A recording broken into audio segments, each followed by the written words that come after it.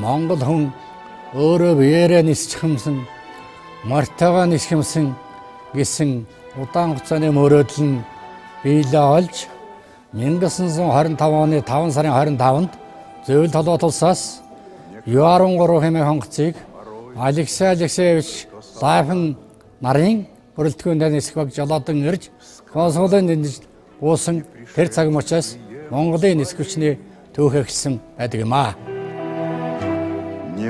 Анхны 3 онгоцон дээр хувьсгалт нам, хувьсгалт Монгол, хувьсгалт залуучууд гэсэн үгсийг бичсэн нь ард түмний хөрөнгөөр бүтээсэн гэсэн тэрхүү утга санааг илэрхийлсэн хэрэг байлаа. Хөрөнгө хуримтлуулан онгоц худалдан авахын зэрэгцээ. Тэдгээрийг эх орондоо хүлээн авах бэлтгэлийгч төр засаг чухалчлан үзэжээ.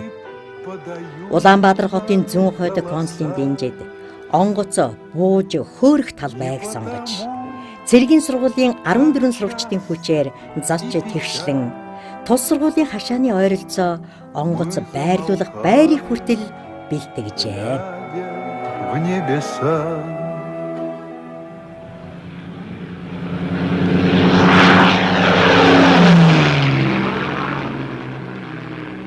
Уурга суналзуулсан монголчууд онгоц жолоодож нисэх хүчний нэгэн гайхалтай түүх ийм эхэллээ. Тухайн үед Монголын ерөнхий сайд Сэрэнд орж байгаа онгоц хүлээн авах цуглаандар хэлсэн үгэндээ би өндөр настай хоо гэвч миний нүдэнд оч бадарч энэ онгоцны хойноос онгоцны цуваа нисэн ирж байгаа мэт харагдаж байна. Бид гадрын хүмүүс үлгөө эдүүгээ тэнгэрийн хүмүүс боллоо гэж сайхан үг хэлсэн түүхэн баримт байдаг юм аа. Онгоцтой болсон монголчууд түүнийгээ жолоодох зориг төвгүүдийг шалгаруулах ажилд ханцуу шамлан орсон юм. 1925 оны сүүлчээс эхлэн нисэх онгоцны ангид Монголын хувьсгалт залуучуудын эвлийн илгээлтээр шилдэг залуучуудыг сонгон оруулж эхэллээ.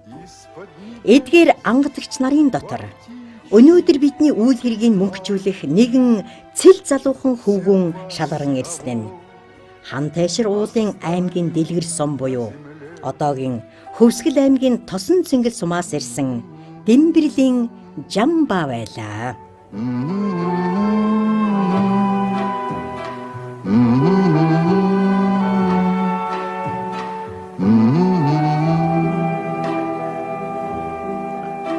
Мне кажется порою, что солдат аливаа үйлсийн ангадагч нь болно гэдэг алдар гавья тэр болгон хүнд олддог ховорхон хов завшаан байдаг үлээ. Чухам үүний учир тэдний байгуулсан гавья үйл хэргийг үе үед мартах учиргүй юм аа. За ийм нэгэн эрхмний нэг бол Монгол улсын нисэх хүчний анхны нисэгч Байлдааны 1-р отрядын дарга Шуудангийн отрядын дарга хурандаа Демберелин JAMBAA билээ. JAMBAA гэдэг хүн бол бас манай цэргийн нисэх хүчний хамгийн ахмад болсон хүчний нэг. Шат чатны сургуулиуд төгссөн тухайн мэргэжлийг бол зөвлөлт болоод усад эзэмссэн. Зөвлөлтийн болон арим зөвшөөрлүүдэд сонгогцыг эзэмшиж 50 цагийн битэл Байлдааны цагийн үүрэг бүлгийн бүрэн чадвартай болтоо тэр нисгч болж урд чадвар эзэмсэн. 1926 онд шинэ тулгуур байгуулагдсан нисэх ангид үндэсний болсон хүчинг бэлтгэх зорилгоор нийслэлийн тэргүүний эвлийн өрүүдээс шилдэг залуучуудыг хуваарлахад Демберелин JAMBAA тэнд хуваарлагдаж очсон байна. Монголын хувьсгал залуучдын эвлийн илгээлтээр 10 залуучууд нисэх хүчинд илсэн ирснээр эдгээрийн дотроос Шагдар сүрэн Демберелин JAMBAA нарын хүмүүс нисгч болсон ба JAMBAA болвол Монголын анхны мэргэжилтэн моторчин нисгэгч юм аа. Мотор төлөг тэр дундаа агаарт тулах цэггүй уудамд онгоц жолоодно гэдэг морин дэлнээс өөр хүлгийн нуруунд дээр гараагүй монголчуудын хувьд маш том хариуцлага, авьяас, ур чадвар шаардсан ажил байлаа. Тийм ч учраас шалгарсан залууст зөвлөлтийн мэргэжилтнүүд хичээл зааж, дагалдан моторчин, төмрийн дахны мэргэжил олгосон байдаг. Газрын олон аавын хөвгүүдээс сурлаг, сахилга, идэвх сонирхол, авьяас чадвараараа шалгарсан шагдар сүрэн, бат цэрэн, жамбаа зэрэг хүмүүст илүү нарийн хичээл зааж 2 жил шахам дагалдан сургаснаар тэд нэг онгоцыг жолоодогч нар боллоо. Улмаар тэд нэг 13 онгоцуудаар Монгол улсын анхны агаарын замыг нээх түүхт нислэгүүдийг үйлдэж тэртээ доор малаан хариулан яваа Монгол түмэндээ төмөр хүлгийн гайхамшиг сурталчлан таниулсан билээ. Анхнаасаа л аливаад авьяастай илт харагдсан шагдар сүрэн, бат цэрэн, жамбаа нарыг зөвлөлт холбоотуулсад нисгийн сургуульд явуулж илүү ихийг сурч мэдэх сайхан боломжийг олгосон. Монголчууд нисэх хүчин улам өргөжсөөр өөрийн мэрэгжил боловсон хүчиндээ Монголдо төдийгүй тухайн үеийн зөвлөлт холбоотуулсад бэлтгэж эхэлсэн байдаг юм аа. И в том строю есть промежуток мал. Быть может, это место для меня. Двигатель в воздухе. Установите скорость 350 км в час. Все. Переводите самолет в набор высоты. Жамбаа Оросд байхдаа тухайн үед улаан армийн зэвсэглэлдээ шинээр нэвтэрч байсан И-3 сөнөөгч онгоцыг тун чадварлаг жолоодон сурч Орос сургагч нартаа олонтоо магтагдаж түүхэнд сөнөөгч онгоцны анхны Монгол нисгэгч болсон байдгийн. Демберел, Батцэрэн, Жамбаа нарын залуучууд Орон буурь хотын нисхийн дунд сургуульд авч суралцаад тэдгээрийн дотроос Жамбаа нь онц сурлагатай Орос хэлнийхээ мэдлэгээр тэргүүлсэн нислэгийн дадлага туршлага нь сайн байгаа учраас Орон буурьгийн нисхийн сургуулиуд Жамбааг авч үлдэж багшаар ажиллаж байсан түүхэн бичиг баримт байдаг юм аа. Жамбаанд уг сургуульда 8 сарын хугацаатай үлдээд тухайн үед И-5 гэдэг сөнөөгч онгоц зэвсгэлд орсон байсан.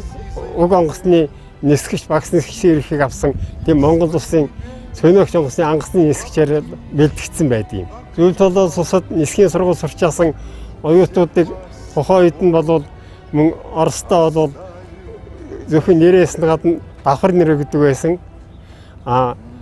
Демберелин JAMBAаг бол Велков, шагдар сүрэнг бол Великанов, Батцэрэнгийн бол Галванов гэж нэрлэжсэн байгаа юм. Нисэх хүчний түүх архивын материалыг судалж шинжиж байх явцад Демберелин JAMBAA хэмээх энэ эрхэм хүний алдар нэр байнга тохиолддог бидний анхаарлыг нэлээд татж байдаг билээ.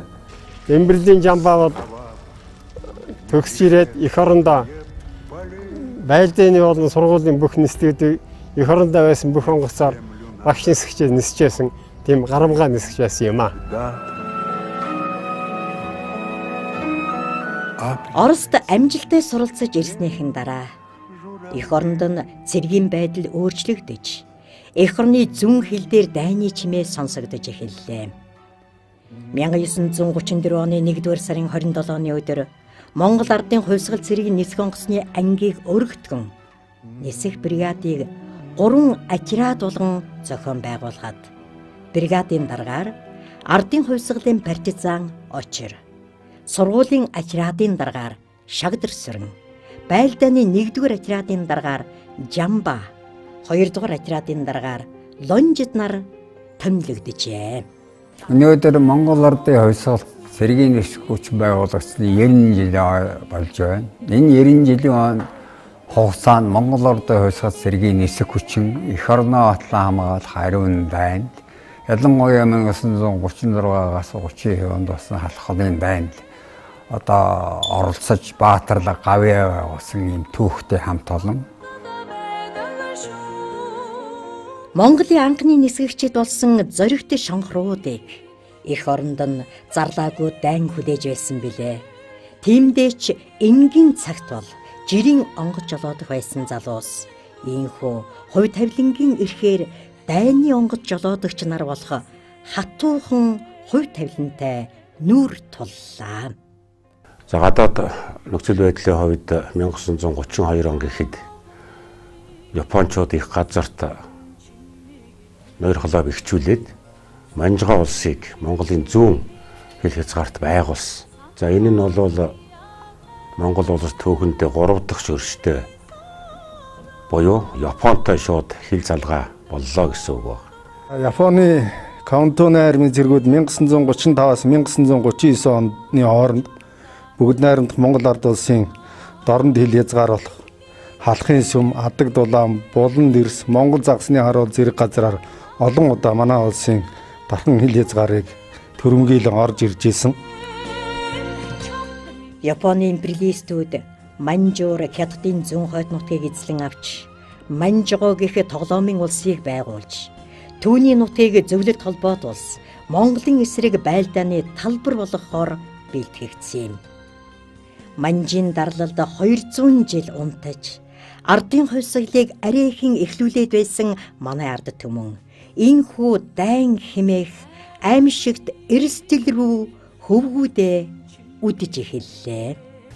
1935 оны 1-р сарын 24-нд бүгд найрамд Монгол ард улсын нутагт орших Халахын сүмийн орёнд хилийн заставыг Япон Манжгоогийн зэрэг эзэлж авсан тэр цаг үеэс хилийн бодлоо мөргөлдөөн тасралтгүй даамжиран үргэлжилсээр 1939 оны Халахын гулын байлдаанд хүргэсэн байдаг юм аа. Цагийн байдлын хурцлан байдалтай босонтой уйлдэж бүгд найрамд Монгол улсын цэргийн явдлын сайд маш дэмдийн тушаалаар зүүн хязгаарын ангиудыг хүчний мэдүүлсэн байдаг л да. Тухайлбал Маттад моторж ус батал байгуулсан байх шигтэй. Баян түмэн нисхийн нэгдсэн хотуудыг байгуулсан байдаг. Хотуудын дараа Шагтасүрэн, Хожим Монгол улсын баатар болсон. Мөн тухайд Баян түмэн хотод зөвлөлтийн улаан туслан хамгаалах ангийн бүрэлдэхүүн байсан Мааны даргатай нисэх эскадрил байлаа. Эдгээр нэгдсэн агаарын хүчнээс зарим тодорхой нэгэн тооны нисхийн салбарыг тамсаг уулгад татж байлуулсан байсан.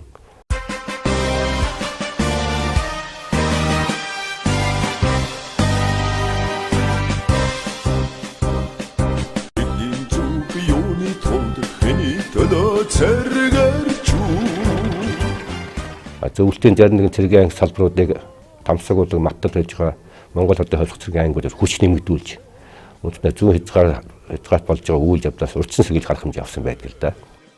Бүгд найрамдах Монгол ард улсын зүүн хязгаарын байдал төгшөөртэй болсон цаг үед шуурхай арга хэмжээ авч нисэх бригадын байлдааны нэг отрядыг тамсаг булагт зөвлөлтийн сөнөөгч онгоцны эскадрилийг Баян түмэнд байрлуулсан юм.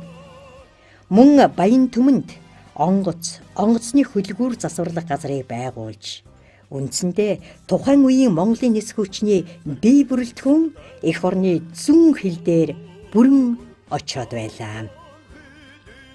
Монгол зэргийн шин түүхэнд алтан хуудас бичигдсэн тодорхой үйл явдал яа харахгүй 1935-36 онуудад Монголын дорнод хил дээр болсон хэлийн зөрчил тулдаанууд байдаг юм аа. Дайн хизээч том жижиг гэж байдаггүй. Тэд дундаа эх орн руу халдан төрөмгийлэгч нарын эсрэг тулалдана гэдэг бол ухрах замгүй, няцах аргагүй үйл хэрэг байлаа. Тийм ч учраас 3 дугаар сарын 29-нд Монгол нутгийн дархан хил рүү цөмрөн орсон дайсны эсрэг тулалдах үйл хэрэг өөрөө түүхэн хариуцлагатай үйл явдал байсан юм аа. 29-ний өглөө Адутлааны харуулаар Япон Манжийн нэгдэн томоохон хүч халанд авсан мэдээг авсан маршал нэмээд дараах хэд хэдэн тушаал өгсөн байдаг. Юуны төрөнд тамсуулт байж байгаа нисгэтүүдийн онгоцыг байлдан болж байгаа газар онд нисгэх. Маттад байж байгаа моторж ус батруудыг Адутлааны харуул руу явуулах. Баян түмэнд байж байгаа зөвлөлтийн нисгэсгэд бол Монголын онгоцны нэгдсэн хотуудыг байлдан бэлэн байлгын үүрэг өгсөн байдаг л да. Монгол цэргийн хувьсгалд айрам, агарын болон газрын анги нэгдэглүүдийг бэлэн байдалд оруулж 3 дугаар сарын 29 хэмээх түүхт өдөр хохирол гарц багтаагаар ялалт байгуулах бүхий л боломжийг дайчилж байсан юм. Тэр дундаан саяхан Оросд сургууль төгссөн чадварлаг нисгэгчдийг сайд тэр бэлтгэж энэ өдрийн тулалдаанд голлон үүрэг гүйцэтгүүлэхээр төлөвлөсөн байлаа.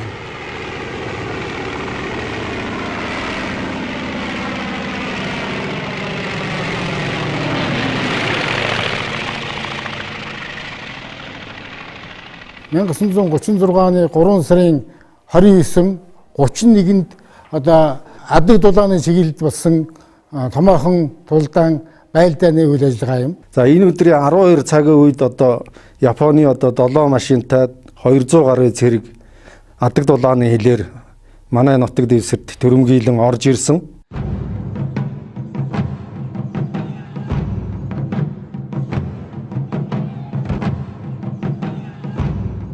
Эзлэн төрөмгийлэхийг санаархагчдагч тэр эх орноо хамгаалан тэмцэхинч ялгалгүй. Өөрсдийн хэмжээнд бэлтгэлэн базааж хизээ мэдгүй дайн эхлэхээр болж цаг хугацаа хорон мөч бүрээр тоологдож эхэллээ. За энэ бол одоо тэр өдрийн байлдааны одоо зураг байна. Тамсаг бол одоо энд байна. За аддаг дулаан бол энд байна. Эндээс одоо Японы төрөмгийлэгчид одоо энэ аддаг дулааны энэ орионоор үндсэндээ өдрийн 12 цаг 10 минутын орчимд орж ирсэн байгаа. За тэгээд жанжины тушаалаар энэ тамсаг улгаас хөөрсөн манай нисгэгчид бол өдрийн 13 цаг 40 минут гэхэд энэ аддаг дулааны энд ирж одоо хүрэлцээрж дайсанд одоо агаарын цохилт өгсөн. За энэ үед бол одоо бүгд найрамдах Монгол ард улсын зэргийн яамны явдлын яамны сайд бүх цэргийн жанжин маршал Дэмэд зүүн хязгаарт ажиллаж исэн. За Дэмэд жанжин энэ одоо Японы төрөмгийлэгчдийн эсрэг байлдааныг гардан удирдсан байна.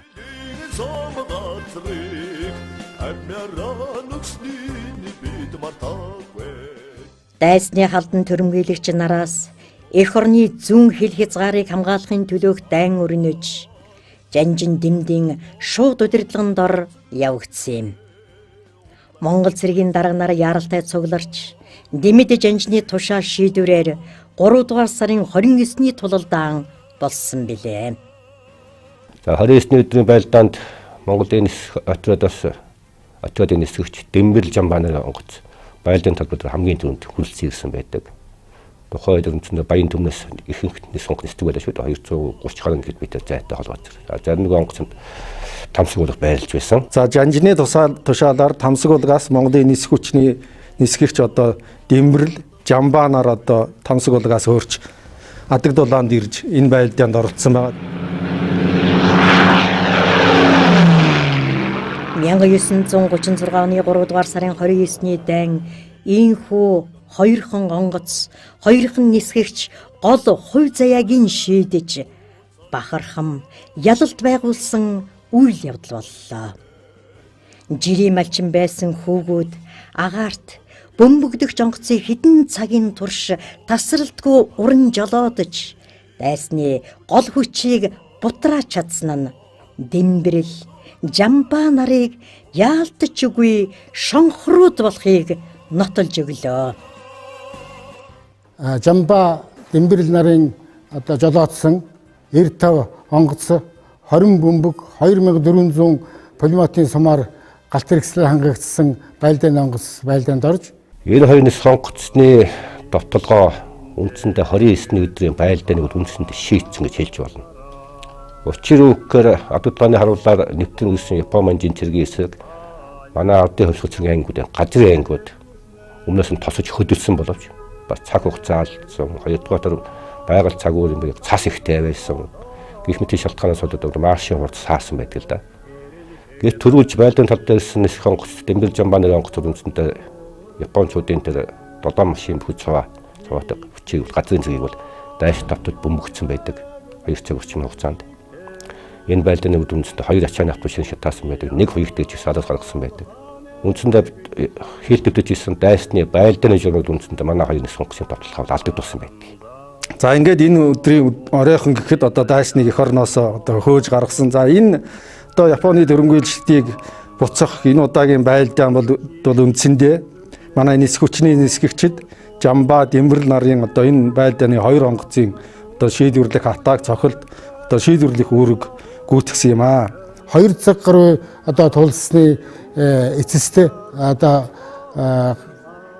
галтар гэсэл одоо дуус учраас одоо байлдааны дууссан боловч цаг 30 минутын дотор одоо байлдаанд Жамбаагийн онгоц 30 удаа оногдсон. За Демберлийн онгоц 29 удаа оногдсон. Жамбаагийн онгоц одоо хөдөлгүүрийн радиатортай гэмтэл авсан учраас техникийн одоо зайлшгүй нөхцлөөр Тамсгуулгаас 10 км-ийн одоо зайд газардж амжилттай газардсан байсан. Энэ бол үнэхээр одоо Жамбаагийн одоо өндөр одоо ур чадвартай нисгэгч гэдгийг одоо харуулсан ийм үйлдэл байсан юм. Өөр нисгэгч байсан бол тэгж одоо гэмтэлтэй онгоцыг буулгаж чадах тухай асуудал бас одоо асуудалтай. За тэд байлдаан дуусаад одоо аэродромдоо буцаж бууж ирэхэд нөхдүүд нь одоо байлдаанд орсон онгоцыг үзэж за дайсны одоо олон удаагийн суманд өртсөн болохыг бол мэдсэн. Тэгээд тоолж үзэхэд бол одоо Жамбаагийн онгоцонд 30 удаа, за Демберлийн онгоцонд 29 удаа дайсны сум одоо оногдсон байсныг нөхдүүд нь үзээд гайхан биширж бахархаж тэдний алдар гавьяаг магтан дуулж баяр хүргэж ийсэн гэж одоо энэ түүхэн үйл явдал болсон.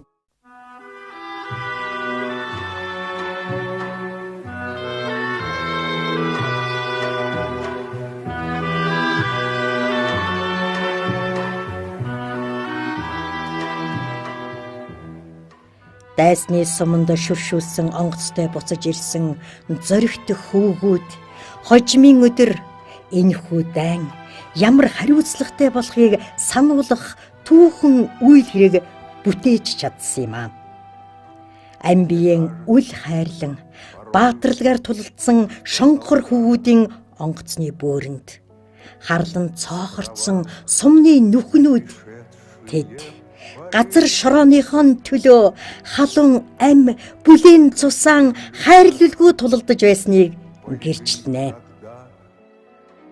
За энэ бол одоо манай цэргийн нисэх хүчин үүсч өгжөөд 10 гаруй жил болох хугацаанд манай цэргийн нисэх хүчин, манай цэргийн нисгчид хичнээн их өсч өгдсөн, хичнээн одоо ур чадвар эзэмсэн, хичнээн их эр зоригтой баатарлаг байлдах ийм чадвартай болсныг харуулсан ийм чухал үйл явдал болсон юм аа.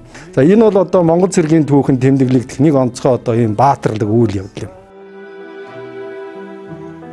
Не потому так часто и печаль. 29-нд ялагдал хүлээж 100 гаруй цэрэг нь нас барж 4 машинаа устгуулсан японочууд арилж одох санаа байсангүй. Харин ч 30-нд тагнуул туршуулан идэвхжүүлж 3 дугаар сарын 31 гэхэд дахин байлдах хатуу шийдвэрт хүрсэн байлаа. За 29-ний өдөр халдлага ингээд энэ удаа ингээд төр намцсан бол 30-ны өдөр Японы тал сонгоцоор үндсэндээ Монгол зөвлөлтийн цэгийн ангуудад тагнах, агаар хил зөрчих, тэнхүү байлдааны ажиллагаа явуулж ирсэн боловч тэр нь төдийлөн манай газрын цэгийн ангууд бол нисэх ангууд бол ноцтой хохирол очиж чадаагүй байдаг. Түүний маргааш буюу 31-ний өдөр Япончуудын зүгээс асар хэмжээний урд нь байгаагүй тийм хүчээр алдан болсон байдаг л да. 90 ачааны автомат шимпүү цэрэг үндсэндээ бүр 2000 шахам цэрэг гэж хэлж болохоор. Дээр нь 12 танк ихвүү 7 онгоцоор хүч нэмэгдүүлсэн ийм одоо том цэргийн бүлэглэл одоо орж ирсэн. Монголоор тусгал цэргийн нисэх хүчний одоо сургагч Сүдээс Жамбаа нар Баян Дөмөнгөөс ниссэн. Энэ өдрийн 31-ний өдрийн байлдаанд дэдэ хүн чирэн байлдаан болсон байдаг. Тамсгуулгаас мөн одоо 2 онгоц нисч нийтдээ бол одоо 8 кг-ийн 54 бөмбөг тийм ээ. 10 кг-ийн 110 бөмбөг. За АП 16 бөмбөг 10, АП 32 бөмбөг 6-гаар хангагдсан. Дээрээс нь полимотын 20 мянган сумаар хангагдсан ийм байлдааны одоо онгоцууд байлдаанд орч үүргээ амжилттай биелүүлж үндсэндээ Монголын одоо нисэх хүчин байлдах чадвартай гэдгийг одоо харуулсан ийм гайхамшигтай тулдаа 3 дугаар сарын 31-ний өдөр болсон. Эхний дайнд эрэл хэггээр нисцгээсэн Демберил JAMBAA нарын зоригт хөвгүүд богинохон хугацаанд дуршлагжиж дараа өдрүүдийн байлдаанд илүү мэдрэмж туршлагатай болсон нь байлдааны арга барилаас нь илт харагддаг юм. Не в землю нашу полегли когда-то. Хоёр газар орны бартаасаадаг ашиглаж, гоо жалганы жалгыг ашиглаж манай Монголын нисгчид дайсны хараанд өртгөн төр гоо жалгыг барьж, нам доогоо нисэж, гинт одоо нэг толгодын цаанаас, нэг мангарын цаанаас гарч иж Японы тэр газар давшиж байгаа газрын зэрэг дайч тавтлах, бужмаа ташууш ийм хөв тактик үл өргөн хэрэгсэн байдаг. Үндсэндээ 31-нд байлдан бол Япон манжийн талын хувьд бас их хэмжээний хохид үтсэн байлдан болж, харахгүй ихэнд Япончууд өөрийнхөө хүчийг хилийн цаад татаж ухраасан байдаг. Монгол зөвлөлтийн талаас бас баггүй хэмжээний хохид үтж олон тооны хүн шархтсан, ам үрэгдсэн, зэвсэг техник эвдэж гэмтсэн, байлдаанд үрэгдсэн гэд тийм хүн гарсан байдаг. 1936 оны 329-31-ний байлдаан бол үндсэндээ Монгол улсын дорн хэлцгаарыг хамгаалах үйлдвэрт маш том ач холбогдол үзүүлсэн ийм том байлдаан болсон байдаг. Манай одоо 3 нисгч Дамчаан Демберелин JAMBAA, Демберелин ШАГДАР нар бол одоо анх удаа Японы тэр 95 гэдэг сөнөх онгоцтой одоо манай хөнгөн мөвбөгдөгч 95 гэдэг онгоцоор бол анхны одоо агаарын тулдаан хийж одоо ялалт байгуулж өөрөөр хэлэх юм бол одоо Демберел Баатар бол 29 мууны сумны шархтай онгоцно бууж байсан. Шаага Баатар бол 18 мууны шархтай энэ өрөөсөн мөрөндөө одоо буудуулаад энэ ганцаараа онгоцоо жолоодод бууж байсан. Демберелин JAMBAA бол одоо 30 мууны сумтай онгоцны одоо газарт бууж одоо аржаатар нэгцээс чирээ өвжсэн Японууд ирээд мөнгөдөд тусгай хийсэн. Монгол ардын хувьсгал цэргийн нис хүчний анхдагчдын нэг хурандаа Демберелин JAMBAA толбогдох баримтууд бол Батлан Амбаалахын төв архивт нэлээдгүй байдаг. За энэ цэргийн явдлын амны сайдын 1936 оны тушаалууд байна. 4-р сарын 1-ний өдрийн байлдаанд гавьяа уулсан талаарх баримтууд нь энд байгаамаа. За энэ нисгэгч нөхөр Демберел мөн нөхөр JAMBAA нар бол бас тавьсан байлдааны үүргийн ёсоор цаг тухай дээр дурдсан дайсны хүчээр өөрийн авч ниссэн бөмбүүдийг дайсны цуваан дээр бөмбөгдөж мөн дайсан этгээдүүдэд атак хийж пулемотоор галлах зэргээр 2 цаг шахан байлдсан бөгөөд дайснаас энэхүү бөмбөгийн доор машинууд нь эвдэрч чагсаалаас гарсан ба дайсан этгээдүүдэд ихээхэн хохирлуудыг үзүүлж чаджээ гэж байна. За мөн Демберел JAMBAA нараас дайсантай байлдаж байх үед дайснаас хүн түнгэн пулемотоор галыг манай онгоц тийш нээж онгоцнууд нь тус бүр 30 дахин шарахыг олсон боловч Демберел JAMBAA нар түүнийг бэрхшээн айлгүй туйлын баатарлаг байлдаж дээр дурдсан хохирол ба эвдэрлийг дайсан этгээдэд чадвартайгаар үзүүлж байлдааны үүргийг онцоор биелүүлж дайсантай ингээд сайн байлдсан. За ер нь бол одоо дайн толдааны талбарт болсон иймэрхүү баатарлаг үйл явдлууд бол дайны түүхэнд бол чухал нөлөө үзүүлдэг. За яагаад ингэж хэлж байгаа юм гэхээр нэгдүгээрт бол энэ баатарлаг үйл явдлаар дамжуулж тэр дайнд оролцож байгаа цэрэг дайчид бол өөрсдийнхээ ялалтанд хүч чадал, өөрийнхөө одоо эзэмшиж байгаа тэр байлдааны зэвсэг техникийн хүч чадалд итгэлтэй болдог. Нисгэгч цэргийн нисгэгч JAMBAA Демберел нарын энэ баатарлаг байлдаан бол одоо манай цэргийн ялалт амжилтанд шийдвэрлэх нөлөө үзүүлсэн ийм анхны баатарлаг үйл явдлын нэг байсан юм а гэдгийг би бол онцлон тэмдэглэж хэлмээр байна.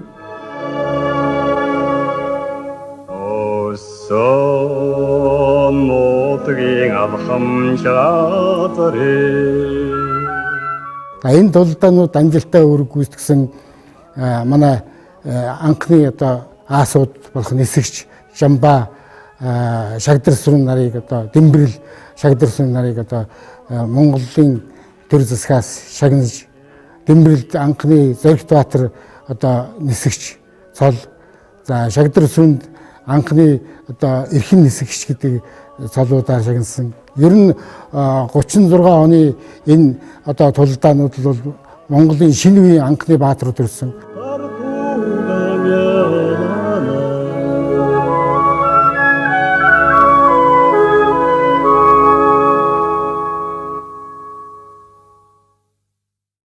Монгол улсын хил хязгаартай халдан довтолсон дайсантай эрэлхэг зориг гарган байлдаж гавьяа байгуулсан Монгол ардын хувьсгал цэргийн олон арван дарга цэргийг төр засаг өндөр үнэлж сайшаан урамшуулсан байдгийг.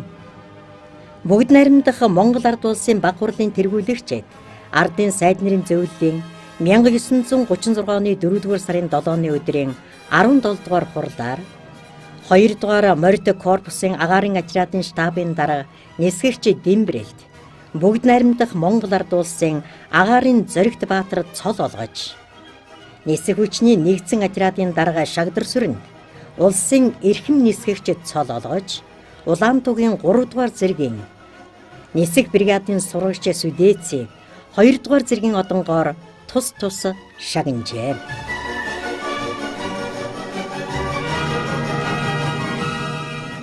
Түүх архивын материалаас үзэхэд нисгэгч Дембeriлийн JAMBAA зүүн хязгаарын болсон тулалдаанд өөрийн үүргээ гарамгай биелүүлж тухайн үед улсын баг хурлын тэргүүлэгчдийн зарилгаар Баялдааны гавьяаны Улаантугийн одонгоор шагнагдсан байдаг юм аа.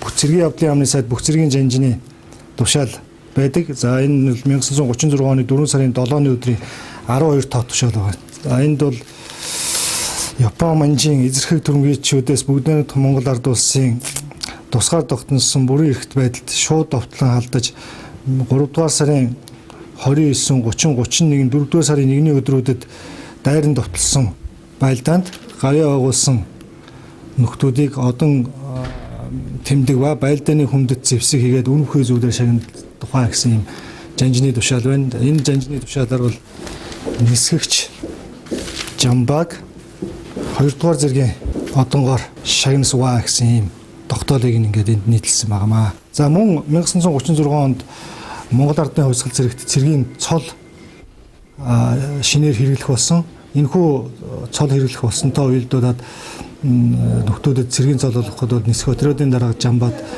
цэргийн явдлын яамны сайд бүх цэргийн жанжны 1936 оны 4-р сарын 20-ны өдрийн 19-р тушаалаар хурандаа цол олгосон байдаг. За энэ хурандаа цол олгосон тушаал бол мөн харагдж байна. За олон тооны нисгэгч, нисэн хянагч нарыг зөвлөлтийн болон Монголын нисгэгчдийн нисгдэг нэг бүртгэнийг бол Улсын гавьяаны 1-р зэргийн болон 2-р зэргийн одон шагнаж хөрхүүлсэн байдаг. Батлан хамгааллын төв архивт бол Дембeriлийн JAMBAаг цэргийн гавьяаны 1-р одонгоор шагнасан үнэлэх хадгалагдаж байгаа. Өмнөөс бид нар бол хуулбарыг авсан байгаа. Энэхүү өдрүүдийн дайнд Япон манжийн цэрэгт зохилтөгч эрэлхийг гавьяа байгуулсан нисгэгч JAMBAад бүгд найрамдах Монгол ард улсын баг хурлын тэргүүлэгчдийн 1936 оны 11-р тогтоолоор Баялдааны гавьяаны 2 дугаар зэргийн одонгоор хөхүүлэн шагнасан байдаг. 1936 оны байлдаанд баатарлаг гавьяа явуулсан Демберилд агаарын зоригт баатар гэдэг цологсон. Шагдрсүрэн баатар бол эрхэн нисгэгч гэдэг цологсон. Гэтэл маань Дембeriлийн JAMBAа цологоогүй. Энэ бол одоо нэг үеэр тухайн үед одоо хэлмэгтэнд өртсөн. Нэгэн үеийн одоо ижил хамт анд нөхөд Шагдрсүрэн Демберил нар нь Монгол улсын баатар цолоор шагнагдсан. Дембeriлийн JAMBAа бол Монгол улсын баатар гэдэг эрхэм цолыг авах тэр гавьяа төвлөө бүтээч гэсэн ийм хүн. Түүний үйл хэргийг ийхүү үнэлсэнч орос сурагч нарын өөдөөс үг хэлдэг. Санаж бодсон зүйлэн эрс шулуухан ярьчихдаг. Шудрагдуу. Энэ занд нь тухайн үеийн дарга нар дургүйцээж амьд сэрүүн баатарлаг гавьяа байгуулчаад байхад нь нөхөрт нь баатар өгчөөд харин JAMBAаг ийхүү үлдээсэн билээ. Гэвч JAMBAаг үнэхээр бусдаас хавь илүү байсныг амьдад нь өөрийнх нь шав байсан Монгол улсын баатар Гунга дурсан ярьсан байдгийм. Чухам энэ л үеэс л түүний намтар бүдгэрч нэр алдар нь алсарч эхэлсэн юм. JAMBAаг бол одоо насаар бол танаас нэх олон авахгүй байх. Одоо байх юм бол 100 гарцсан хүн байх байхаа. Надаас нэг 6-7 авах байхаа. Тэгэл ганцаараа биедээ шин JAMBAа нисэж шалгаж явуулдаг байсан шүү дээ. Тэгээ намайг JAMBAа бол нисэж шалгаад явуулсан да. JAMBAаг нисгэгч Монгол тэр үед байгаагүй. Шагдрсүргээс илүү нисдэг гэж сурагч ярьдаг байсан шүү. Орос сурагч нар. Тэгсээ. Ялангуяа профиль басаадаг хараа Монголын нэгшид одоо самын 40 он гэдэг байсан.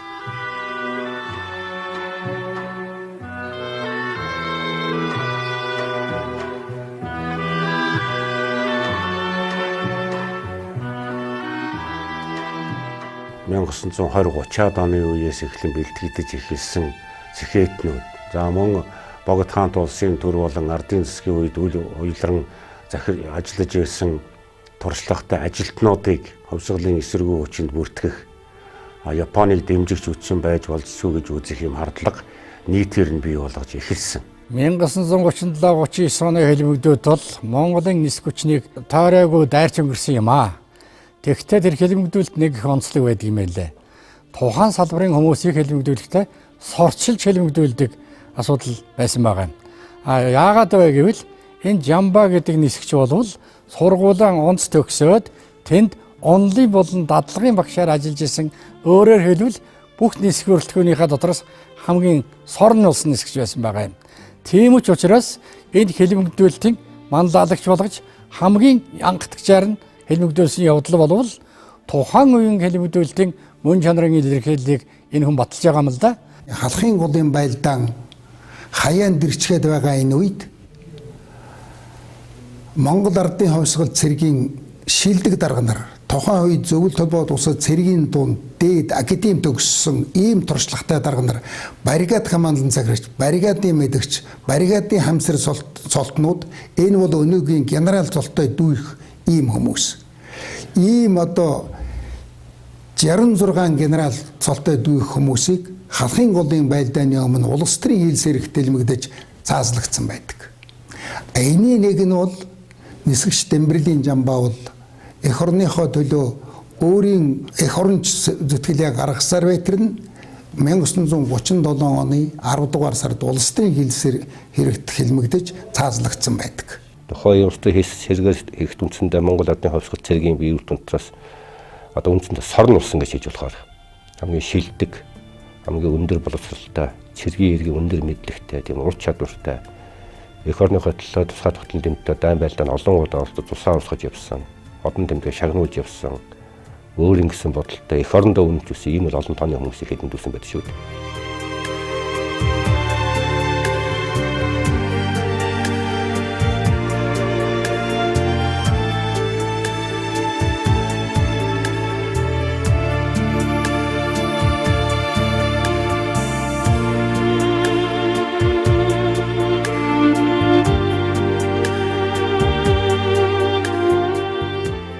JAMBAA тааруухан нисгч байсан ч юм уу, тааруухан ажилтан байсан болвол хэлмэгдээч өгөөч гэж би судлаач эрдэмтэн хүний хувьд бодож бас харамсч явдаг юм аа.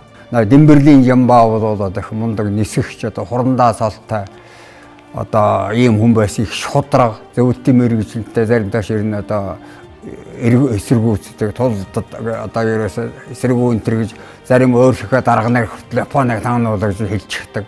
1934 оноос эхлээд Монголын удирдагчтай Сталин биечлэн уулзах болсон. Энэ биечлсэн уулзалтууд дээр зөвлөл холбоот улсын алс дорндод явуулах, Монголд хэрэгжүүлэх бодлогын талаар юм тулгсан маягтай асуудлуудыг байнга хөнддөг байсан. Энэ Монгол дахь 5 дугаар цуваа буюу Японыг дэмжиж мэдэх хүчнийг устгах, өөрийнхөө дуулууртай гарын дор үйл ажиллагаа явуулах хүмүүсийг тавих энэ үйл ажиллагааг 1934 оноос эхлэн зөвлөлт холбоот улсын удирдлага идэвхжүүлсэн. Үүний хамгийн гол чиглүүлсэн үзүүр нь бол Монголын сэхэтнүүд, ламнар, цэргийнхэн байсан юм аа. Ардын хувьсгал цэргийн яам, корпус, дивизиудын удирдлагыг бараг бүгдийн хоморголон баривчилсан. Дэвшлэгч Жанжин цэргийн ерөнхий комиссар 2-оос 2-ыг, корпус командын захирагч Дүүнтэй тэнцвэт тултай 12 хүнээс 11-ийг, дивиз командын захирагч 25 хүнээс 21-ийг, бригад командын захирагч 36-аас 30-ыг хамруулан баривчилжээ. 11-р сараас 5 дугаар сар хүртэл шавьсан өөрийн илчлэх 221 тоо тушаал гисчийн дагуу жирийн цэргээс баг дунд ахлах тушаалын 761 хүн баривчлагдлаа. Тухайн үед одоо Япон манжийн эсрэг баатарлаг гавьяа байгуулж олон дайсныг устган сөнөөж дайсандаа одоо занагдсан нэг талдаа ийм хүн байсан учраас дайсны хорлон сүйтгэх тархамлын үйл ажиллагааны бай болсон байж магадгүй юм аа. Японы давталгаа Монголын хил дээр болсныг далимдуулаад Монголын цэргийнхний дотор ийм уруугч хүчин байж болзошгүй гэсэн ийм тагнуулын үйл ажиллагааг хүчтэй явуулж эхэлсэн байдаг. Үүнтэй холбогдуулаад Монголын бүх төрөл ангийн цэргүүдийн дунд тагнуулын үйл ажиллагаа явуулж Монголын цэргийн эхнийг бас баривчилж эхэлсэн. За Монгол улсын үндэсний архив, тагнуулын ерөнхий газар, хуучин дотоод явдлын яамд маш нууцын зэрэгэлтэй байсан зарим архивын баримт материалууд одоо нууцын зэрэглээс чөлөөлөгдсөн байна. Мөн Батлан хамгааллын цэргийн архивд ч гэсэн энэ Демберелин жамбаатай холбоотой түүхэн баримт материалууд нэлээдгүй хадгалагдсан үлдсэн байна. Жамбаат холбогдох хамгийн анхны баримт бол 1934 оны нисэх бригадын бүртгэл дотор байдаг. Нисэх отрядын дарга Демберелин жамбаа гэдэг ингээд тавьсан бригадын дарга нарын бүртгэлд энэ татгалзын энэ бүртгэлд бол нисэх отрядын дарга Демберелин жамбаа 27 настай Хөвсгөл аймгийн Досон цэнгээс өмнө 10 дугаар багийн харьяат нам хоршоо мопор Батлан хамгааллын гишүүн ам бүл 6 ажилтай 5 за орос хэл мөн мэднэ 1916 гэж байгаа энэ дэр бол 1936 оны 5 сарын 17-ны өдөр цэргийн албанд ирсэн ард намын гишүүн 1930-аас 32 он хүртэл нисгчийн сургуульд явж ирээд нисгэгч болсон одон тэмдэг болон бууд зэргээр шагнагцсан гэсэн юм бүртгэл байгаа юм. Демберелин жамбаагааг бол энэ хэлс хэрэгт баривчилж 8 удаагийн бол байцаалт авсан байдаг. Гол буруутгсан хэрэг нь бол за тус Монгол улсын тусгаар тогтнол аюулгүй байдал Япон улсаас халтан товтлоход Монгол улсын агаарын хүчинд бол хорлон сэтгэх үйл ажиллагаа явуулах тагнуулын нууц бүлгэнд элсэн орж үйл ажиллагаа явуулсан хэмээн гол одоо хэргийг тохиод Демберелин жамбаагааг бол баривчилсан байдаг. Энийг бол илтгэх архивын баримт бол байна.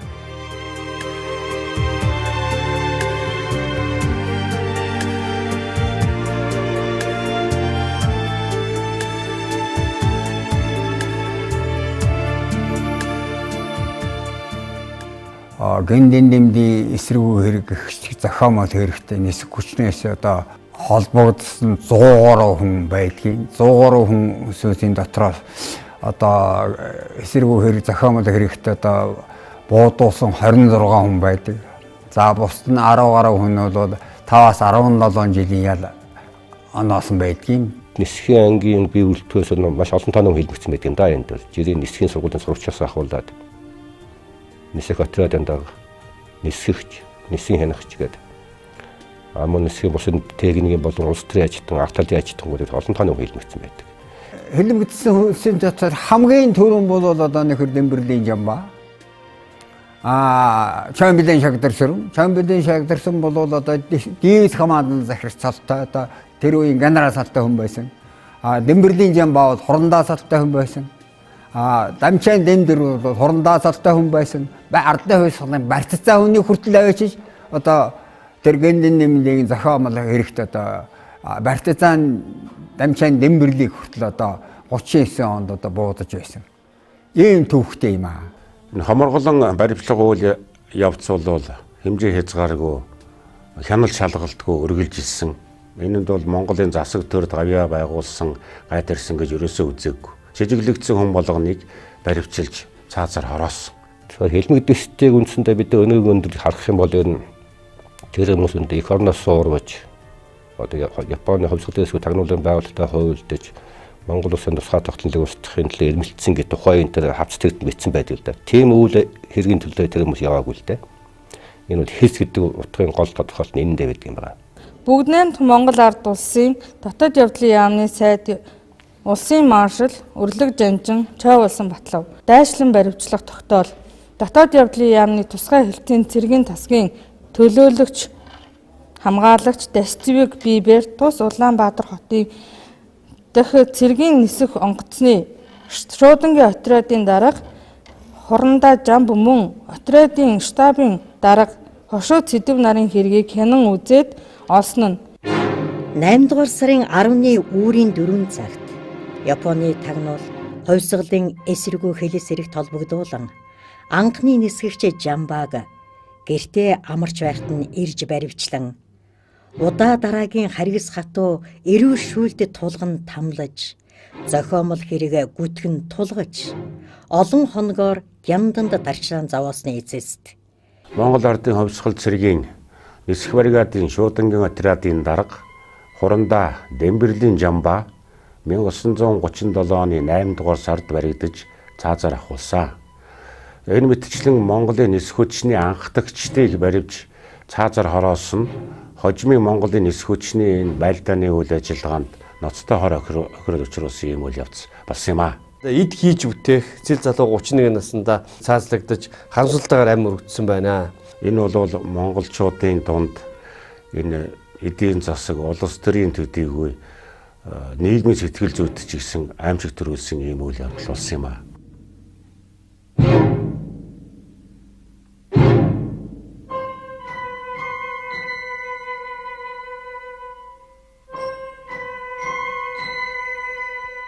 Жамбаана дотоод явдлын яамны тусгай хилцээний цэргийн тасгийн дарга байцаагч Мандал Лувсан Доной нарт өгсөн мэдүүлэгтэй.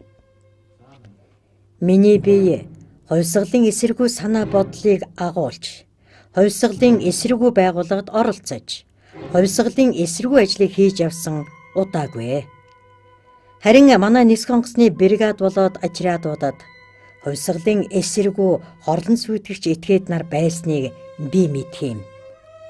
Тэд нарыг яахан илрүүлж, эсэргүүцэн тэмцэх билээ гэж бодож ажиллаж явснаас өөр тийм хувьсгалын эсэргүү ажлыг хийж яваагүй амой хэмээн ярьж байсан нь архивд цагаан дээр хар бих татуулан үлдэжээ.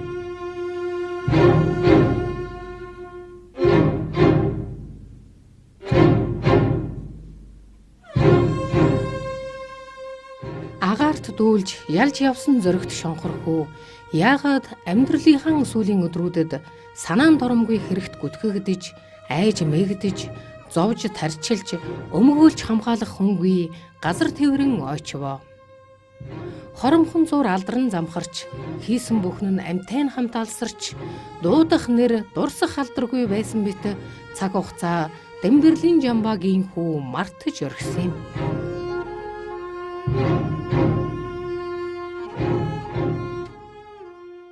Гэвч хүй тасарсан газар шороо хүн болж унсан нутаг нь Монголд байсныг нотлохоор хойч үеийн судлаач нар гэнэт гарч ирж түүний бүдэг мөрийг тод болгож баларсан түүхийг ил болгохоор түүхийн шаргал хуудсыг эргүүлж эхэлжээ.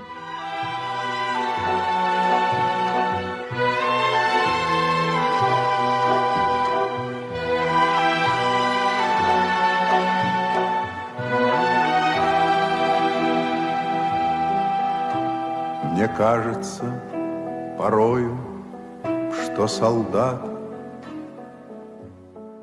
За JAMBAA-гийн тухай одоо бичиг тэмдэглэсэн тухайн үед бүтээсэн гавьяа зүтгэлийг үнэлсэн, төр засгаа шагнасан тэдгээр зүйлийг харуулах үс архивын баримтууд бол хадгалагдсан үлдсэн байна. За Монголын үндэсний төв архивд хадгалагдаж байгаа. За тухайлбал Хүсгэл аймгийн Тосон цэнгэл сумын 1922, 25, 27, 33 оны архивын баримтад Демберелин JAMBAA-гийн ураг төрөл хамаатан садан тэдгээр хүмүүсийн гэр бүлийн хүмүүсийнхний хүн амын бүртгэл бол хадгалагдж байна. Намайг магсаржийн үлзий явах гэдгээ. Миний эцэг Хүсгэл аймгийн Тосон цэнгэл сумын харьяат дууржуугийн магсарж өгдөг хүн. Дууржуу гэдэг миний өвөг эцэг ах トゥ тавлаа. Дууржуу Демберел чүлтэн маарам гэж ирдэг. Заан цохио гэсэн юм 5 хүүхэдтэй байсан мэлээ. Манай өндрөөг шагжигдаг айл. 1925 онд Хантайшир уулын аймгийн Дэлгэр сумын хүн амын бүртгэлд бол Демберелин JAMBAA-гийн гэр бүлийнхний бүртгэл байна.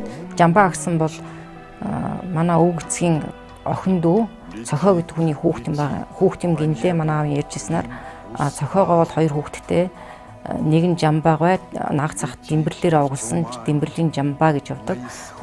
Цэвжүү гэдэг хүн нь болохоор манай өвөг эцэг дууржуугаар оголсон дууржуугийн цэвжүү гэдэг хүн байжгаад Хүсгэл аймгийн Төмөр суманд амьдарч байгаад миний мэдхээс сүүлд Мөрөн хотод орж ирж Мөрөнд амьдарч байгаад үүд болсон юм байна. Хүсгэл аймгийн Тосон цэнгэл сумын 1933 оны хүн амын тооллогын баримт байна. Демберелин JAMBAA-гийн гэр бүлийнхний бүртгэл бол орсон байдаг. За энд нэг ховор зураг байдгийг одоо надад хадгалагдаж үлдсэн. За энэ бол одоо бараг 100 жилийн настай ч байж магадгүй. 100 гаруй ч болсон байж магадгүй те. Одоо чултан маарам гэдэг хүнийх нь зураг юм байгаа. Би энийг арай жоохон томруулаад ийм болгож авсан, хадгалж авсан байгаа. Энэ хүн болохоор Жамбаа агсны нагцах чултан маарам гэдэг хүн. Одоо Хүсэл аймгийн Асгатын хүрээний маарам байсан гэж манай аав ярьж исэн. Тэгээ энэ зураг одоо нэлийн хувар зургийн тоонд орох уу? Одоо Жамбаа агсны нагцах юм байгаа энэ хүн бол.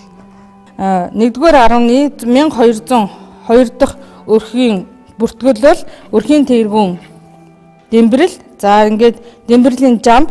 За гэх мэтийн 6 хүмүүний Дембeriлийн жамбаагаа толбогдох гэр бүлийнхний бүртгэл орсон байна. С кровавых не пришедшие полей. Эзнээсээ төөрсөн архивын материалууд, шагналыг нэгсэн баатарлаг өдрүүд, шаналж тарчилсан түүний мэдүүлэг, он жилийг илэн хураалттай бичиг цаас дотор хэвтэж байсан нь саяхан. Харин хойч энэ ухаантай нэхэл хатуутай байж чадвал өдөшгүй зүйл үгийг Жамбаа судлаач Бат Жаргал түүхийн ухааны доктор Нинж Бадгар нар харуулсан билээ. Олон архивын газрын хаалгыг татаж цаг усаар хорвоогоос буцаад удаж буй энэл хүмүүний талаарх баримт материал бүрийг хайн цуглуулж баатарлаг үйлсийнх нь нотлогоог гаргаж хэлмэгдүүлэлт хэрхэн болж байсныг баримтаар харуулсан нь дээрх хүмүүсийн онцгой гавьяа юм. Бараг л амьдарч байгаагүй мэт мартаж оргисон Дембeriлийн Жамбаа байхаар барах уу хань ижилтэй болж өрх тусгаарлан амьдарч байсан нь үнэн түүх билээ. Жамбаагаан гэргийг зундун сойл гэж өнөөгийн Өрийн Хангаан аймгийн Тархас сумын харьяат солигоо бол 1913 онд төрсөн Монгол Улчийг гэрээр заалгасан. Ингээд 1929 онд нийслэл хотод ирж намын шинэ хүчний бэлтгэх сургуульд нэг жил суралцаад улмаар Ховд аймгийн Монгол Ардын Хувьсгалт намын хороонд томилогдож ажилласан байна. Ховд аймгийн Монгол Ардын Хувьсгалт намын хорооны эмэгтэйчүүдийн хэлтсийн дараагаар ажиллаж захиасгарын одоо ард түмний төлөөлөлд Монгол бичиг үсэг заах ажилд эхэлж байжээ. За энэ үед нь Увс аймгаас багчууд хүүхдүүд ирж бичиг үсэг заалсан дотор Юмжаагийн Сэдэнбал асан ирж байжээ.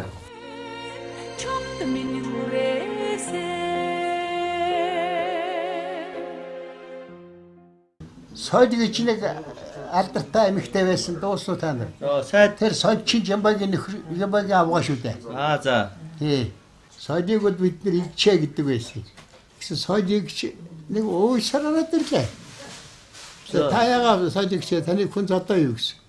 Зодхоос дорын болсон хүмүүн гэлж байна. За. Гэсэн одоо их сайн гэж байсан хүн соёлч. Ихэд одоо энэ гадаад харьцааны театрын зүйлийн гадаад харьцааны гадар гэж байсан уу дарга орлогч дарга гэж байсан уу гомбожоо гэж. Тэр нэг яриа хийсэн гинэ. Соёлгоо бол энэ чинээгээрээ ажиллаж байсан гэж өөрөө ярьж байгаа. Соёлгоо яриа шүү дээ энэ бол. Зүгээр л гайгүй ажиллаж байх хэрэг байхтаа гэсэн чинь.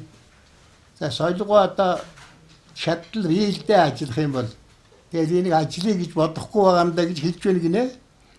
Тэгээд уйлж байна гэж яриа хэлж байсан шүү. Жамбаа гэдэг нисгч бол өөрөө сайн нисгч байсан төдийгүй түүний гэр бүлийнх нь хүн соёл гэдэг хүн бол засгийн газрын төлөөлөгч байсан байгаа юм. Тэгээд үцхээр энэ хүн ганцаар төдийгүй гэр бүлээрээ сэхэтэн оюунлаг ийм гэр бүл оюунлаг нисгч тийм байсан бас баримт байна. Солигоо Ховд аймгийн Монгол Ардын Хувьсгалт намын хорооны эмэгтэйчүүдийн хэлтсийн дараагаар жил гарan ажиллаад Хинтээ аймаг шилж ирж ажилласан байна. 1930-ад оны сүүлээр за халахлын дайны үеэр энэ жилүүдэд бол Монгол Ардын Хувьсгалт цэргийн хоол хүнс хариуцсан засгийн газрын бүр эрхт төлөөлөгчөөр ажиллаж байжээ. За улмаар энэ Улаанбаатар зочдуудлын данхны дараагаар нь ажиллаж байсан байна. Солигоогоос одоо 5 хүүхэд гарсан. Отхон хүүг нь бол Одон гэж архитектор амьдарч байна.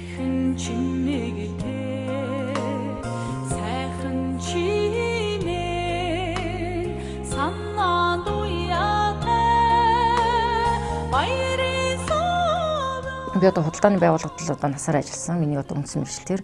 Тэгээ намайг худалдааны бөөний худалдааны хэлд ажиллаж байхад одоо солигоон тухай би урд нь хүүхэд байхдаа сонсч ирсэн болохоор одоо солигоон хүүхдүүдээс сонсох юм бол одоо тэрийг анхааралтай сонсдог байсан. Тэгээд солигоон охин туяа нь одоо разны импекс нэгдэлт ажиллаж байхыг одоо би мэдхийн. Одоо бид нар бас харьцаатай л ажилладаг байсан.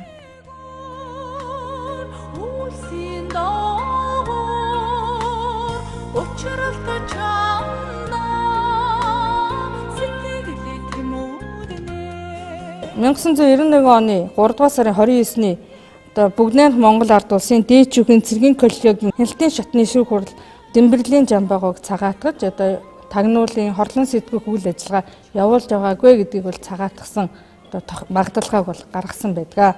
Энэ одоо 108 тоод магадлал гарсан 1991 оны 3 дугаар сарын 29 гэдэг энэ өдөр бол бидний анхаарлыг их татж байгаа.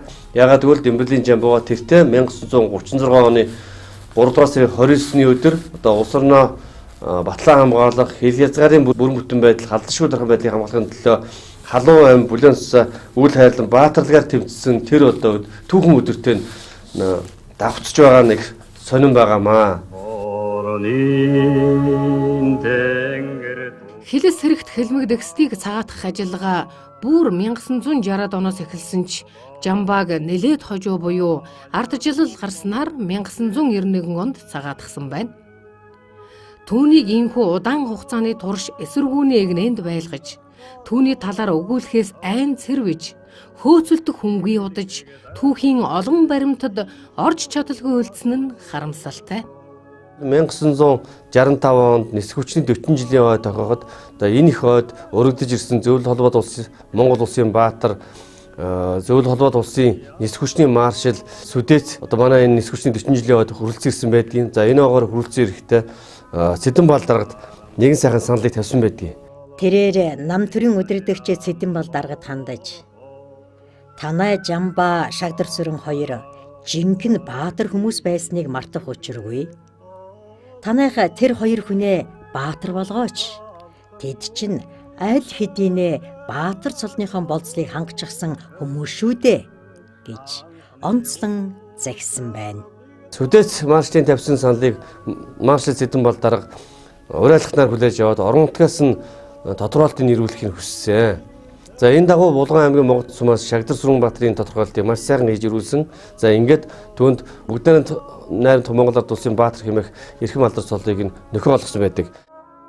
Харамсалтай нь JAMBAA-гийн төрсөн тосон цэнгэл сумын удирдлагууд энэ хүнд хамаатан садан гихчээр хүн энэ далга хинч түүнийг мэдэхгүй байна гэж олигтой санаа тавьж ухаараагүй учраас зоригтой хүүгүү маань дахин Монгол улсын баатар хэмээх зүй ёсны цолоо авч чадалгүй хоцорчээ. Сүдэц маршал эрэхтэй энэ Демберелин JAMBAA гээ их нэрийг соль гэж хүн байх ёстой. Би сайн таньна. Тэр солийг надад олж өгч уулзуулно гэсэн үсдийг тухайн үед тавьсан байдаг. Маршал Сүдэцэд үйлчилсэн хүний нэ золоор солигоон төрсөн охин оюуны нөхөр Мятвын Пилжээ хэмээгч байж таарчээ. Ийхүү маршал Сүдэц солигойтой уулзсан байна. Уулзалтын гол зорилго нь мэдээж хэлмэгдэж нас барсан JAMBAA-гийн ах дүүгийн эрен олж баатар цолыг хөөцөлдүүлэх гэсэн чинхүү сэтгэл байсан нь дамжиггүй. 1970 онд солигоо Хөвсгөл аймгийн тосон зингэл төмөр хөлөг сумаар ГАЗ 69 машин хөлөглөн Демберелин JAMBAA гэсний ах トゥ төрөстийг ирэн хайж явсан байдаг. 70-аад онд байхад манай тэр JAMBAA гэсний дүү төрсөн дүү цэвжгойг одоо солигой JAMBAA гэсний ихнэр солигой Хөвсгөл аймгаар явжгаад тэр хүнийг нөхрийнх нь хамт авцарч нөхөр нь чадраа болгож хүн байсан. Нөхрийнх нь хамт авцарч хотод өөрийнхөө гэрт байлгаад хүүхдүүдээ ирэн ч гэсэн айлчилсан гэж сонсч байсан. Тэгээд манахаар мөн ирээд тэгээд тэднийд очиж байж байгаад явсан юм байгаа. Явахтаач гэсэн буцахтаа манахаар дээрээ явж ирснийг би сандгийн тэр үед бол 70-аад онд бол би нэг 10 хэд настай л хүүхэд байсан байгаа. За ингээд 1971 онд тохиох улс өвчлөлийн 50 жилийн ойгоор Демберелин JAMBAA-г Монгол улсын баатар цолыг нөхөө олгуулах ажиллагаа эхэлсэн боловч энэ ажлыг одоо гардан хөөцөлдөж байсан Зундун солигоо Өвөргангай аймагт болсон аймгийнхаа ойн баярт очих явцдаа би энэ муудаж насварсан байна.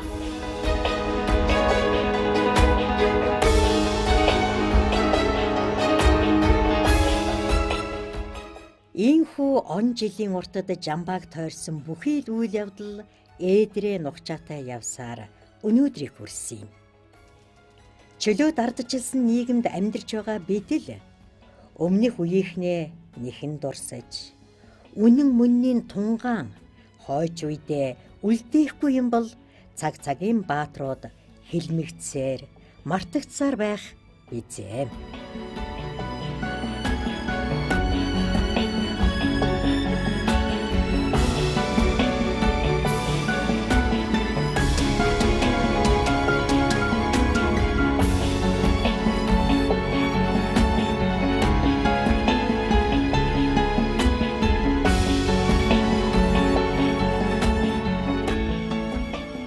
Хийгээгүй хэрэг нь хийсэн болгож эх орныхоо төлөөхөн сэтгэлтэй, эх орныхоо төлөөхөн цогцох зүрхтэй байсны төлөө тухайн төр зөвлөлтийн коммунист большевик нам комитетний бодтыг дагаж мөрдөөгүй төлөө өөрийн гэсэн үзэл бодолтой байсны төлөө үндсэндээ хэлмэдсэн шүү дээ. Энэ олон хэлмэгдсэн манай тэрний шилдэг дагны нэг нь бидний өнөөдөр ярьж байгаа нисгч урандаа Жамбаа гэдэг юм да. Хойч үедээ түүхийг мартаж болохгүй бас өөрчилж болохгүй гэж одоо Оросын холбооны ерөнхийлөгч байсан Дмитрий Медведев манай Гунгаваатарт бол одоо хэлж байсан. За нэлээд хожим үеийн судлаач болох миний буй энэ Демберелин Жамбаа гэдэг хүний талаар нэлээд дэлгэрэнгүй тайлбар яриаг Монгол улсын баатар, Монгол улсын гавьяа дэсгэгч генерал Гунгаваагаас нэлээд дэлгэрэнгүй яриа бичлэг авч Гунгаваа амьд цэрүүн тунгалдаа надад загч үлдээсэн юм аа. Демберелин Жамбаа. За. Өстой сайн хэн дэви. Их сайн нисгэгч.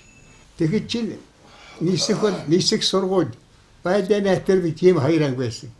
Нисэх сургуулийн захирлын Чөмбөлийн шалдарсан байлдааны атрын дарга Демберелин Жамбаа. Энэ хоёр дарга. Байлдааны атрын дарга. Тэгээ хоёулаа одоо найз их танил. Хожим Монгол улсын баатар болсон Гунгаваа судлаач Бата жаргалтай уулзаж ховор түүхэн яриа өрнүүлэхтэй. Зоригт нисгэгч Жамбааг хойч үеийн та нар заавал баатар болгоорой хэмээн сүүлчийн захиасаа үлдээсэн юм. Жамбаагийн үйл хэргийг мэдэх хамгийн сүүлчийн амьд цэрүүн гэрч түүний үг. Жамбаа хэмээх зоригт нисгэгчийг баатар цолоор нь нэхэн шагнуулахын төлөөх уйггүй хөдөлмөр, түүхтэй хайртай, түүхээ дээдлэгч ухаанд хүмүүсийн эцсийн зориг байлээ.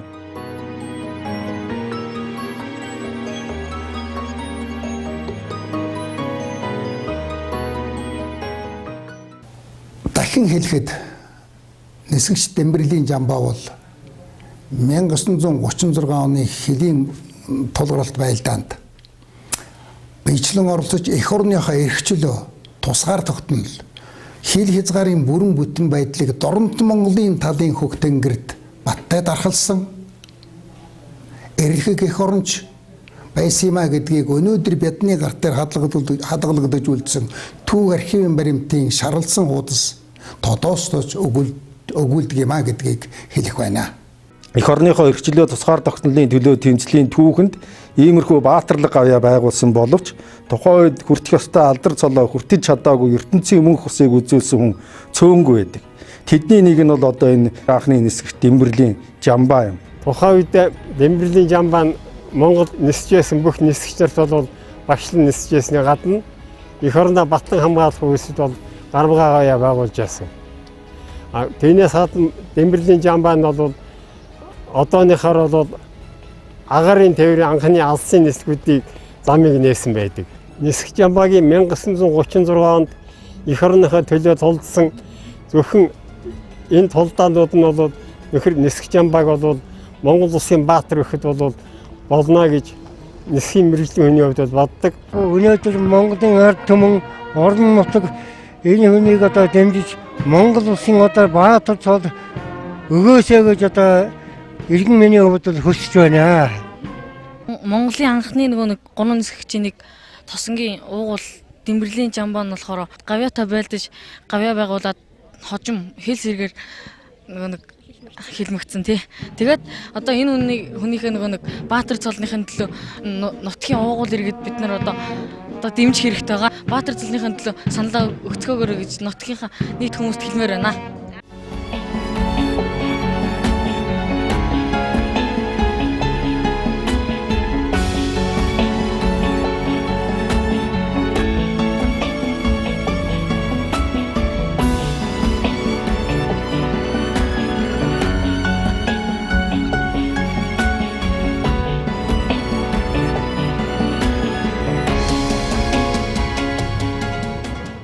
Демберелин JAMBAA-гийн байгуулсан гавьяа бол улсын баатартай энэ тэнцвэрч хэмжээний гавьяа байгуулсан. Түүнтэй хамт мөн адил одоо үүрэг гүйцэтгэсэн нис хүчний дарга Дэвиз командлын загч Чомблийн шагдар сүрэн бол 1965 онд улсын баатар цол нэхэн шагнагдсан байдаг.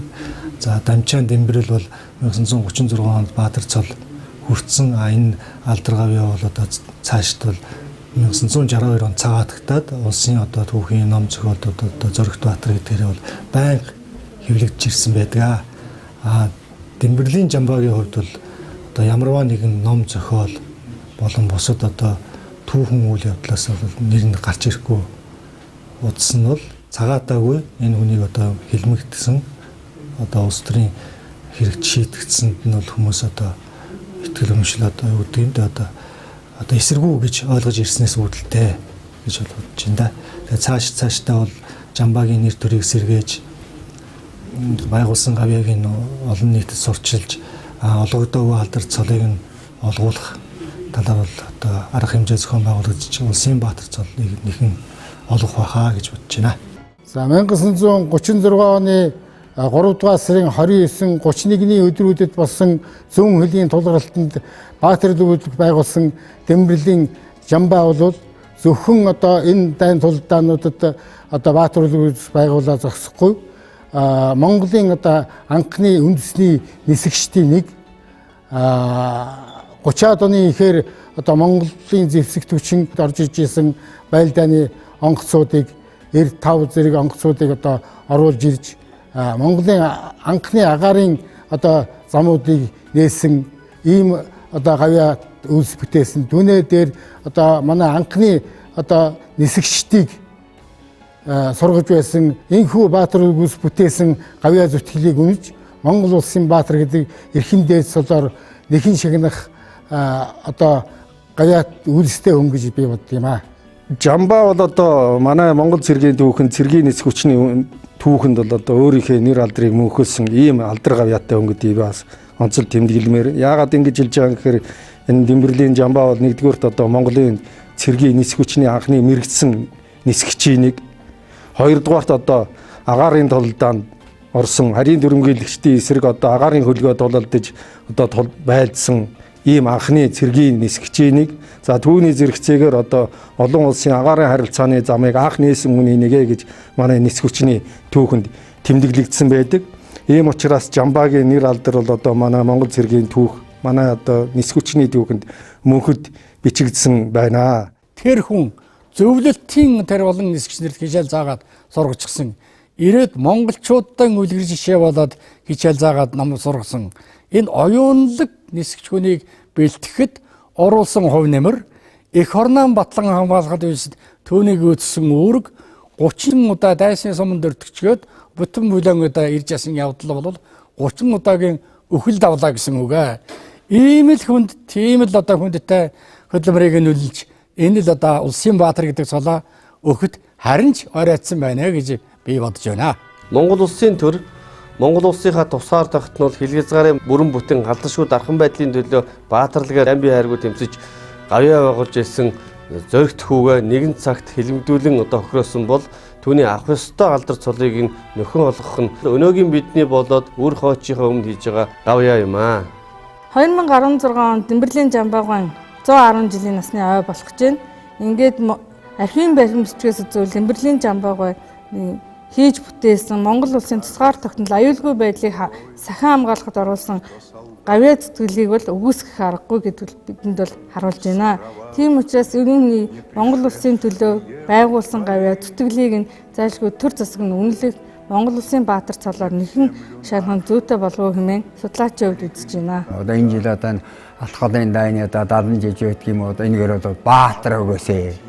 Баатар өгөхийг одоо нөхөд одоо манай хамт олон цэргийн нүсэг хүчнийхэн манай иргэний агаарын нисэх хүчин дээр буусан иргэний агаарын тээвэрчд бол одоо энэ дээр бол одоо хүсэж байна, өрөөж байна. Монгол улсын баатар цолыг нэхэн онгодог ийм уламжилтай байсан. Энэ уламжлалын дагуу одоо би бол одоо цэргийн нисэх жамбаад Монгол улсын баатар цолыг нэхэн олох нь зүйтэй гэж үзэж байгаа.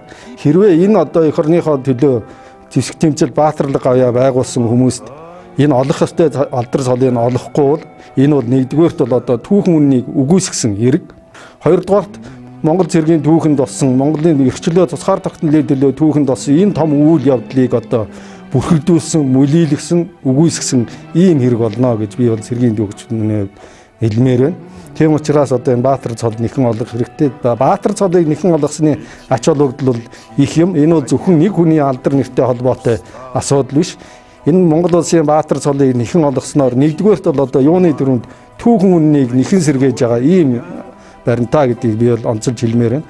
Хоёрдугаарт энэ эх орныхоо эрхчлөө тусгаар тогтнолын төлөө зэвсэг тэмцэлд баатарлаг гавьяа байгуулсан ийм хүмүүст баатар цол нэхэн олгож тэдний одоо энэ байгуулсан гавьяаг алдаршуулж мөнхжүүлнэ гэдэг бол өнөө болон хойч үеийнхэнд эх орныхоо эрхчлөө тусгаар тогтнолын төлөө тэмцэж явсан тэр баатарлаг эрсийнхээ одоо гавьяагаар бахархах тэднийг одоо бахархан дуурах ийм хүмүүжүүлэхэд чухал ач холбогдолтой юмаа гэж би гэдгийг онцолж хэлмээр байна. Хэдийгээр Демберелин JAMBААгийн баатарлаг үлсийг одоо үнэж баатар солоолгоогүй ч гэсэн Монголын зэвсэг төчин, Монголын ардаа армийн үеийн одоо залуучууд нисхийхэн JAMBААгийн одоо баатарлаг үлсийг ямагт одоо дурсан санж багтан дуурайж байдаг. Ийм учраас энэ одоо JAMBААгийн баатарлаг үлсийг хойч үедээ бид нар өвлүүлэн үлдээх үүрэгтэй цаашаа манай хойч үе энэ багтхан дуурайх үлгэр дуурайлаар хүмүүжүүлэх ёстой гэж би бодож байна. Эх орныхоо төлөө, газар шорооныхоо төлөө Монголын 91 нисгч ингэж их гавьяа байгуулсан нь бол хойч үедээ мартчихгүй том гавьяа юм аа. Монголын төр баатар цолоо нэхэн өгч Монгол улс зоригт шонхрын хаан үлсийг алдаршуулж хойч үеийн Монголын анхны нисгэгч Демберелин JAMBAаг мартаж үл болохын учир үүнийг хүргэлээ.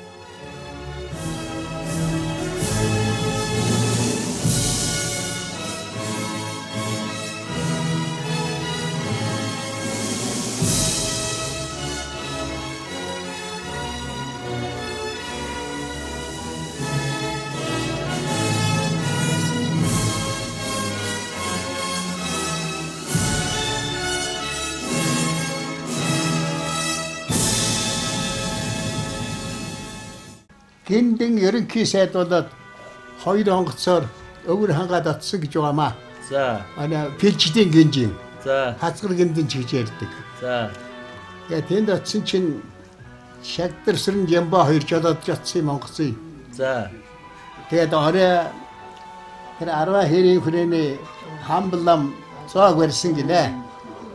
Тэр цогондор хамблам ярьж байна гинэ. За. Манай гиндэн чинь ерөнхий сайд байтга хаан байх ёстой хүн байгаа юм гэж. За. Тэгэхээр гиндэн очиргоо хөхөрсөн гинэ.